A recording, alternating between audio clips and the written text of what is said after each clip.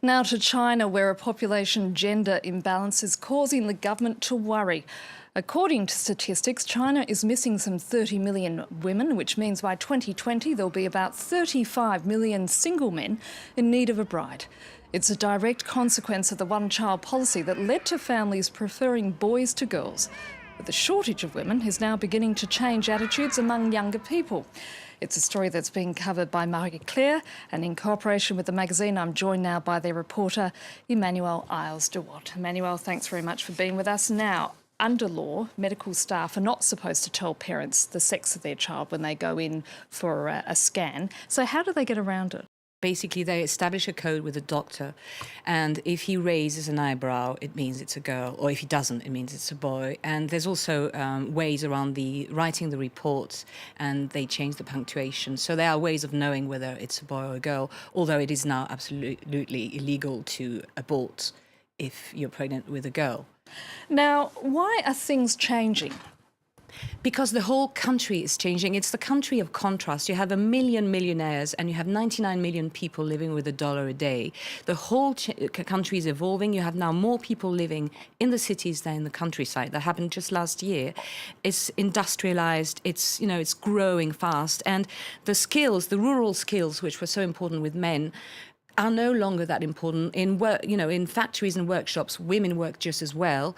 And also it is very expensive to raise a boy, because once you have a son, you are expected to pay for his studies, buy him a flat in which he will live when he marries. Whereas if you have a girl, you don't have to pay for anything. She basically marries and moves into her new husband's house. So it's cheaper to have a girl. And girls have become rare. They've become special. They're more caring. You don't lose them when they get married. They stay in the family. They look after the children as well as the sons do. So the whole mentality is changing. And I imagine because the country is becoming a middle-class aspirational society, you need two people in a household earning money, don't you? The priorities have changed. The priority is no longer to have a son. It is to find work, find a job, find a flat, find a wife. And then, only then you think about the gender of the child you're going to have. And it is no longer as important as it used to be. The priority is no longer there. Now, you spent a lot of time with a particular family, and it's very clear in your story that the father very much adores his daughter. Yeah, absolutely. There is actually an old Chinese saying that's quite sweet that specifies that daughters are their father's ex-lover from a past life.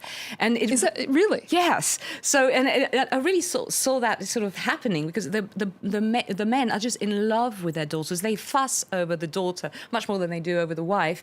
And does that create an unhealthy dynamic? Actually, I thought it might, but it doesn't, because the women are really happy, because the little girl keeps the man at home.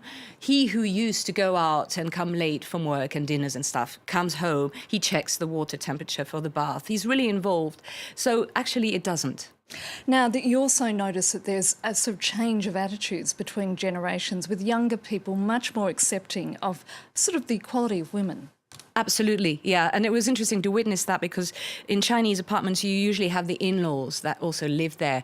And the attitude of the in-laws to the little girls is still not quite, the way it would be towards a little boy. Whereas the young people are completely open. A girl is special. She's rare. She'll attract attention. She's a source of pride. It's completely changed. She's almost become a princess as a result. Yes, she has. Now, given the fact, as I just said earlier, we're going to see in 2020 a shortage of women, to the point where 35 million young men are going to be struggling to find a bride. What has been done to reverse that? Not that much, actually. What they do is they tend to import brides from Korea or stay single. And now with the ratios changing and, the number of girls being equal to the number of boys, this will slowly change, hopefully. Thank you, Emmanuel. I'm afraid we're going to have to leave it there. And you can find Emmanuel's story in the November edition of Marie-Claire France, which is out now. And, of course, the magazine is, by the way, celebrating its 60th anniversary, and it now has some 33 editions around the world.